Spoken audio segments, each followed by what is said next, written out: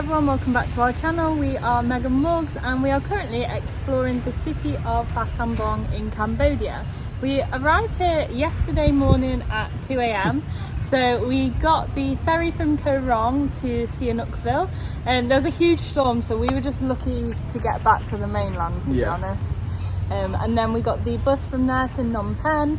We got to Phnom Penh at 6 p.m, left at 7 p.m, and then we got into Battambang at 2 a.m. in the morning. It's 2:10 in the morning. We've just arrived and Megan's doing our bed bug check.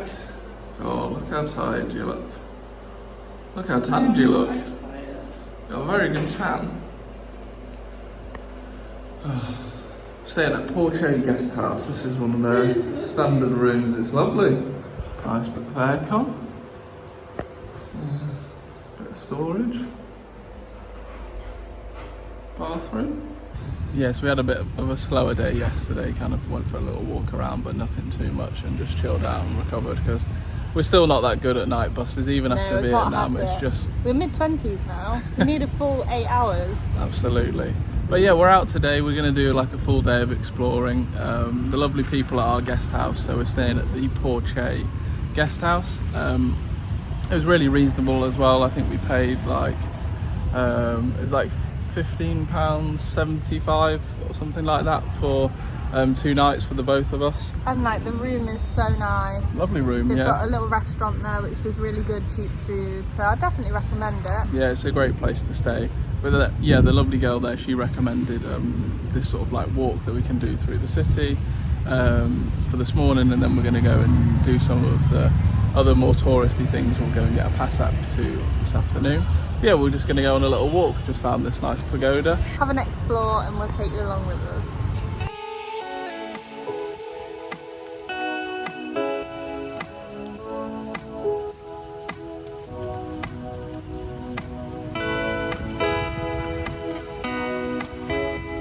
Like the rest of Cambodia, Battambang was under French rule as part of the French Indochina that they took over, which comprised of sort of like Laos, Vietnam, Cambodia, and other parts of sort of some of the surrounding countries.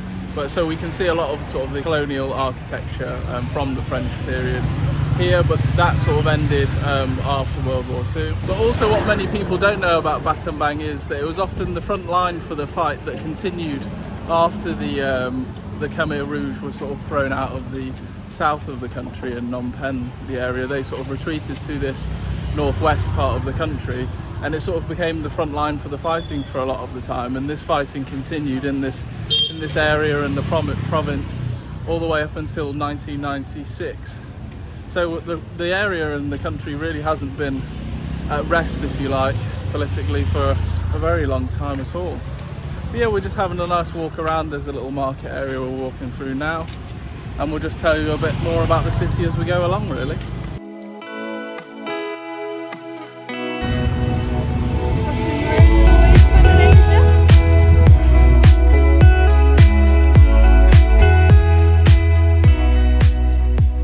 We headed back to our homestay, which is where we had some lunch, and we've headed out again for this afternoon.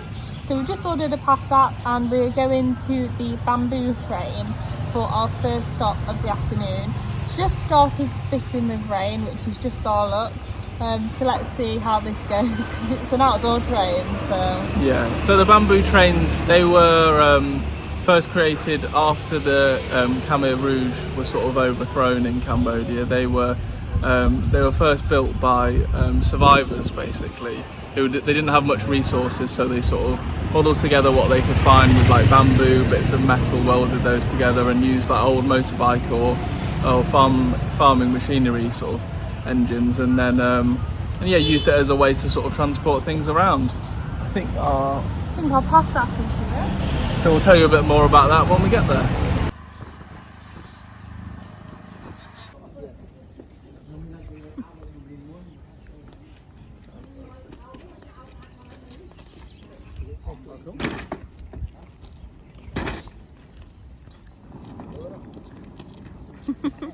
Just made it on time for the bamboo train.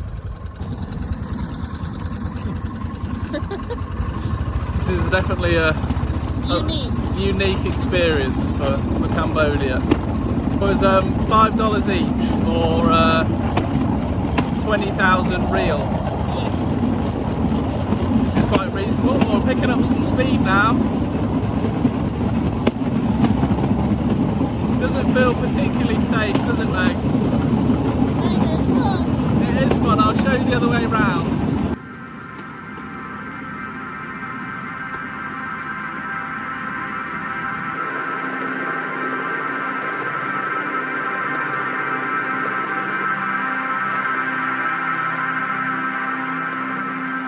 We had a little unexpected detour. Our train driver said that there's a train coming from Phnom Penh or something like that, so we had to deassemble. Deconstruct. Yeah, so that's the train's currently sat behind us in pieces on the side of the tracks, and we had a little detour speaking to some fishermen that were doing some fishing, funnily enough, in this little canal bit. Yeah, some big fish. But we've been waiting for this train for about 20 minutes now. I'm not sure where this train is though. The countryside here, it's beautiful though. It is very beautiful. It's like Sri Lanka similar vibes or something. Oh, I think because it's quite coming flat. back. It's coming back, so let's see what's going on.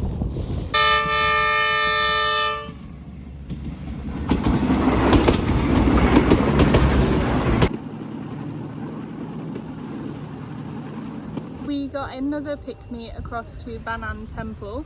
That pick-me was slightly more expensive, but it was a long journey. It was like a 25-minute journey. Yeah, 22,000 real. We've just paid entry to Banan Temple, and that cost us 16,000 for the two of us. So that's $2 each. Yeah, that's not bad. But we really enjoyed the bamboo train. It was a super unique experience. I don't think we'll ever get a chance to do anything quite like that again. So it was well worth the $5 each entry. I think so. Yeah, but this Banan Temple looks beautiful. It's sort of on the side of two lakes, and you can see behind us is like little sort of like bungalow things with hammocks in. I guess people come here and chill out. I think we've got about an hour because we're trying to time it so we get to the cave for the bats around sunset. So we're going to head up now and make the most of it.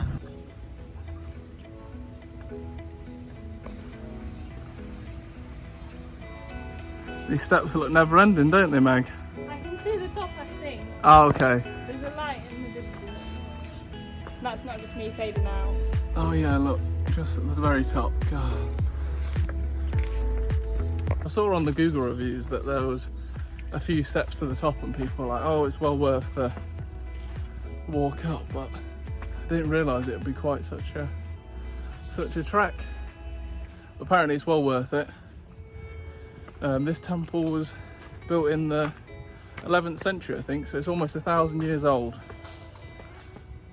And it's got like a similar structure with the 5 towers like in Angkor Wat. But I'm going to put the camera away because I'm getting out of breath. And I'll speak to you at the top.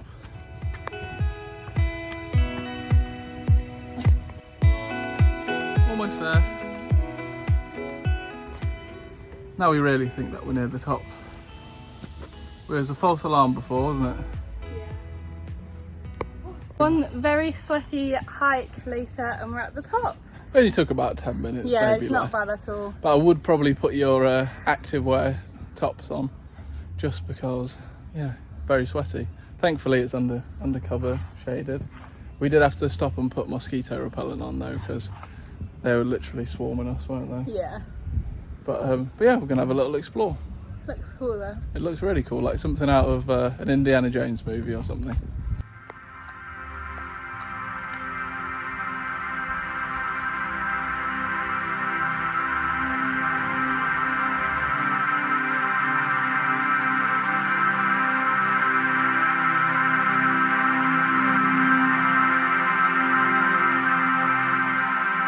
So nice up here. I definitely recommend. This isn't the temple that's on like the half day and the full day tours, but this is the one that I've specifically seen and wanted to come to, which is why we've sort of done a DIY half day tour. But obviously there is the option of a full day or half day tour if you are interested in exploring Battambang. There's a lot of activities that we didn't really want to go to, like rice, wine, paper, or like a crocodile farm. So we've just done this. And the steps are all worth it for this view. Yeah, it's so nice. Look at that. Shows how far up we've come, doesn't it? Oh, bloody hell. This is how relentless the mosquitoes are in Cambodia. It's got me here. You have to mosquito spray Megan's face now. That's so annoying. Put it literally everywhere apart from my face.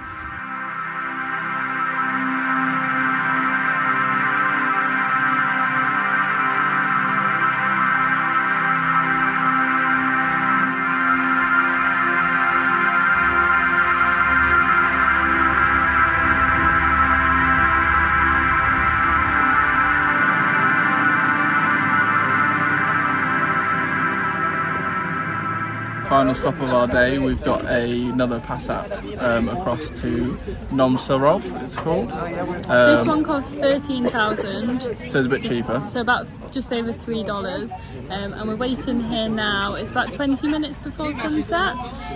So we're waiting for a huge, I don't know what a group of bats is called. No, I'll put it on the screen. Not a swarm, is it? But yeah, all the bats basically fly out of the cave at sunset.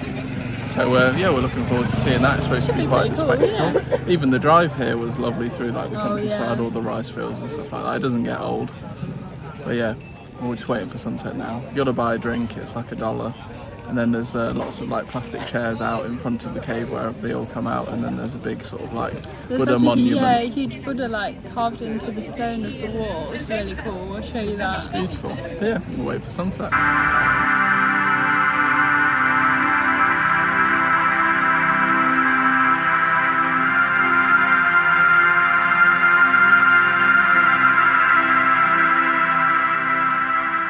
We're just sat watching the bats come out of the cave. It's amazing. I didn't realise there'd be so many of them. There's a sign that says there's over 1 million, which is crazy, and it's just a constant stream. Yeah, it's been going for like 15 minutes now, just like completely constant.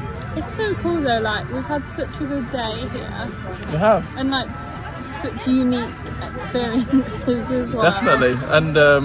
And yeah, you can even do like the full day tour thing and go around for like your full morning. We just decided to like have a walk around for our morning rather than go around with someone in like one of the tuk-tuks.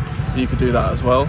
They said that on this bit, like in these caves around here, there's over like 6.5 million bats, and they fly like up to 50 kilometers away to feed on like insects and stuff overnight that would obviously otherwise be eating like the rice crops and stuff. Megan's face. Yeah, insects that will be biting Megan on her face and eating rice crops. I don't know. We've got these bats to thank. Yeah. That mosquito probably won't be alive after tonight. That thankfully. Makes me feel better.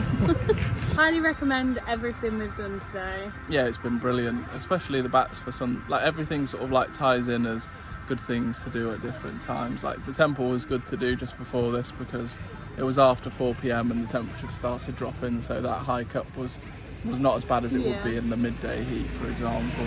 And yeah, this has been a brilliant way to end the day, really. You can also get some food and some street food style stuff over there. We're still not 100% on the meat skewers and strange boiled egg type. Unspecified meat. Exactly. It's still a bit funny for us, so we're going to go back and have some food, probably at the guest house.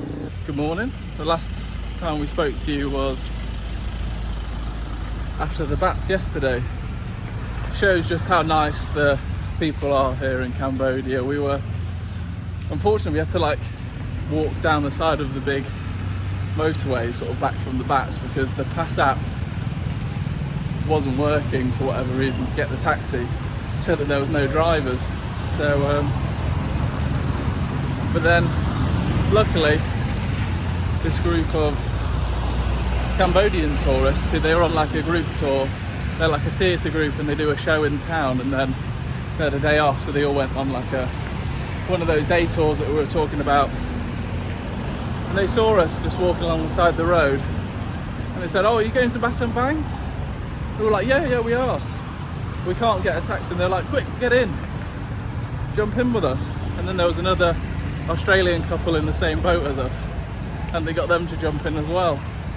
Just so lovely to just think of us, and you know, I don't know, we just really love the people here. If you're ever in Battambang, I would highly recommend that F2 fitness gym. Like the equipment and stuff is better than the stuff I've got at home. The only issue with working out on the road, especially in Southeast Asia, is that, you know, even if you go at 8 o'clock in the morning like I did, it's still like 27 degrees and 80% humidity. You know, there's not been a single gym that I've been to with aircon.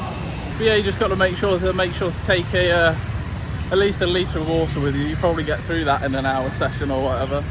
But it was something I was worried about before this trip, because when we were in Australia and New Zealand a couple of years ago, I thought it was going to be fine. Gyms are not going to be sort of few and far between in those sorts of places, but it's the same here as anywhere really. You know, there's plenty of gyms here in like Battambang, or when we're in Siem Reap, and in the places where there's not, you can kind of improvise, do some body weight stuff, or just have a couple of days off. Like in Koh Rong, there was a gym there, but it was at one of the resorts, and it was $4 to enter, and you can work it out. But yeah, just something to sort of encourage you not to be worried if you're someone that likes going to the gym and things. The gyms in Southeast Asia and stuff, they're great, as you saw that one. Really affordable as well. I paid 3,000 real to go in there, which I think is about 60p, which is crazy, one of the cheapest gyms I've been to. But yeah, you can get a great workout in at any of the gyms here, and so don't worry about that if you come into Southeast Asia. Don't let that stop you. You can still make progress on your goals and things. It's our breakfast this morning where we're staying. Meg's got some pancakes, 4 There's no way you can eat all of them. I think I might be eating one of them at the end. They are absolutely massive. The food here at Por Chey Guesthouse was so good. This is $2.50, Morgan's is $2.75. But so good. We've just been eating here, to be honest. Yeah, I think we've had 3 meals a day here, haven't we? We've got to pay the bill soon, so... Oh yeah, we'll find out how much it was. No, it's really affordable, and like, yeah, nothing's more than like... It's like around $2 or $3 for a meal, really. I don't get why everybody said that Cambodia is so much more money than like the rest of Southeast Asia. I've not noticed that at all. No, and I thought... If anything, we've been more under budget here. Yeah, we'll share actually our budget video probably with you at some point and show you that, yeah, we've not been spending much at all. And also, I don't understand why so many travellers say it's unsafe to travel here. They don't recommend it. Spend limited time, because we've had 3 weeks and we want longer. Like, we've loved every minute. The people are the loveliest people that we've met so far. And I just think it's less touristy, which is nice as well. Like, honestly, don't miss out on your Southeast Asia itinerary. We really hope you have enjoyed this video. That's the end for our time in Battambang. Honestly, we had a great time. I think 1 full day of exploring, you can sort of fit everything that you want to do in, especially if you do one of those tours. It's so great though. We really hope you've enjoyed this video, and if you have, please make sure to like and subscribe. And we're heading to our last destination in Cambodia now, which is Siem Reap. So if you are interested, keep an eye out. And as always, we'll see you in the next one.